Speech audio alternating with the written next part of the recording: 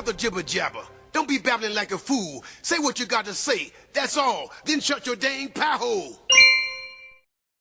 Welcome back to the Prepared Mind channel's 0 Dark 30 broadcast. It is dark, dark, dark, my friends. And I'm continuing to have interesting thoughts and revelations regarding the SHTF scenarios we find ourselves in on a daily basis as they get progressively worse. The notion of free speech isn't a notion. It's a right. It's a fact. It's not something that can be turned off or turned down or canceled. There's a reason it's the very first. Free speech is number one. It is the First Amendment. Guns are the second, the right to self-defense. I've been thinking about this quite a bit lately because of all of the claims. We're not allowed to speak and say what we want. We can't have an opinion if it offends someone else. Whether it's homophobic or Islamophobic or anti-Semitic, it does not matter. It is free speech and it is to be allowed. It exists. It is not lawful to restrict it. But here's the point of the First Amendment. It's not just to say what you want and be an asshole. It's a guidepost for tyranny. You see, when you think there's tyranny, you don't just pull your gun out and start shooting. That's the Second Amendment. The First Amendment is free speech. You start feeling like there's tyranny, you don't use guns and bullets, you use speech. You redress the government for grievances. In other words, you bitch at the government and you're allowed. You can protest peacefully. It's right there in the writing. And you can talk about whatever subject you want, and the government can't use religion or anything else to control you. That's how that works. That's the rule. It tells you if there's tyranny or not. The First Amendment does. It proves it out. And it also provides a remedy to correct the issue. So is there tyranny or not? Who is bringing that tyranny about? Who, what, why is this cause happening? So let's just take a look at some attempts at stopping free speech. Okay. Let's go with political correctness. Right. We were told it is not nice to use certain words that are not politically correct. Oh, no, this isn't censorship. We're just trying to be nice. Why did they do that? Well, it's to introduce something which is very bad. That is the public acceptance and use of everything sexually deviant. Right? In other words, they wanted to introduce radical homosexuality to this country. But if you were already willing to speak about it in a negative fashion, well, there it is, right? So they had to come up with political correctness and then tell us we need to be tolerant and tell us we need to put up with other people's beliefs and tell us that, well, it's homophobic to discourage them or to make fun of them or anything, to criticize. Once again, you can't criticize the homosexuals because, well, first off, it started as politically incorrect and then gradually turned into that's homophobia.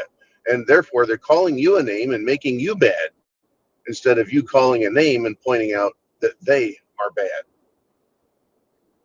We found out we're not allowed to criticize people. That was controlling the narrative. It is only those things you cannot criticize which are harmful. So again, if you cannot criticize government, the government's telling you it wants to harm you. If you cannot criticize homosexuals, it's telling you they want to harm you and harm our society and harm our culture. Who else harms and we cannot criticize? Well, Islam. It's Islamophobic, right?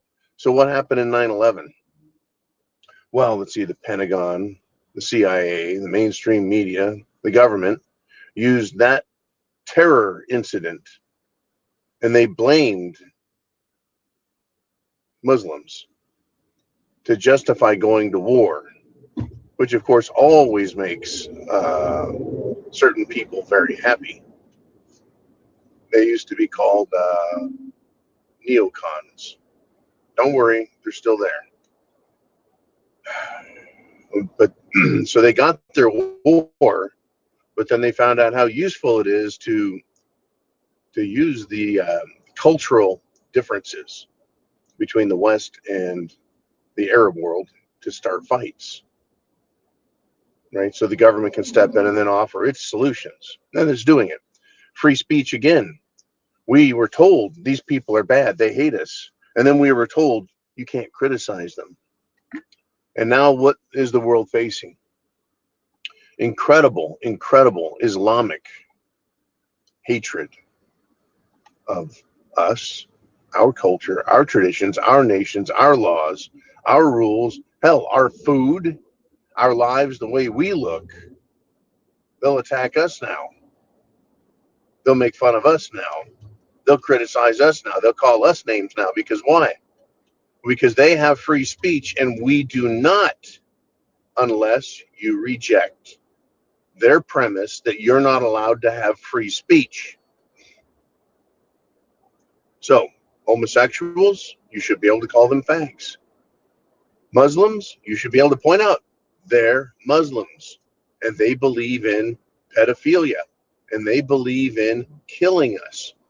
You criticize them, you talk about them, that is your power. And there's another country doing the same thing now. It is Israel.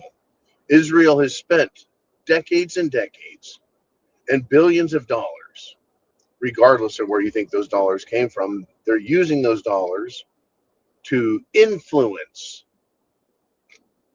some would say bribe, and even own our politicians. But let's just use the word influence. They're influencing politicians. Well, shit, here we go, right? Benjamin Netanyahu, he demanded, right, from his seat, he demanded the rest of the world obey him. Who is he, Rex Mundi, huh? The king of the world? He's demanding everyone pass anti-Semitic laws and protect the Jewish communities. Government's role isn't to protect any specific community. Government's role is to uphold the law.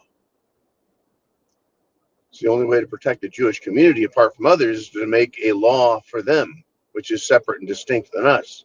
And that is their anti-Semitism laws. Oh, now we have a reason to give them special treatment. Right? The Israelis want special treatment. Not in special negative treatment. They're only wanting special positive treatment. So they're picking the terms of the treatment how it wants. But if you say anything, if you notice, if you stand up, if you say, hey, look, here is yet another group we can't criticize that has an influence in our world that we're finding out is rather negative. Right? Telling us our culture is bad, telling us that white people need to die, telling us, right, that we're substandard, subhuman compared to them. Right, and that they're going to tell us what to do, and they're going to run this country, and that, right, this all of a sudden this is very negative. But where it becomes insidious is when they say you know, they can have all those thoughts and feelings, fine. When they start using their power and then using government power to tell you you can't criticize them, and then label it as a crime, or try to label it as a crime. No, stop, back up. Free speech is number one. This goes for everybody out there. We can talk about the Germans or the Swedes or the Swiss. Who gives a shit? Right? You make fun of the Russians, the North Koreans, or the Chinese. Fine. It's called free speech. If there's, right? If they haven't done anything wrong as governments, as peoples, as cultures, then they should be able to withstand criticism. It is only when they're doing something wrong and they're criticized and labeled and pointed out that they throw a fit because, yeah, they have been exposed. Free speech is number one. It comes before the Second Amendment for a reason. Free speech shows you who the tyrants are, and it tells you how bad the situation is. If they just tell you to be quiet, that's one thing. If they say, stop it, we're getting mad, that's another. And if they say, we'll pass laws, we'll arrest you, we'll destroy your life, that is no longer just someone who's thin-skinned, someone who is fragile. Now you have a tyrant in your midst, and they need to be done away with. Not by killing them, by exposing them and removing their power. We'll see how this goes, folks. Chance favors the prepared mind.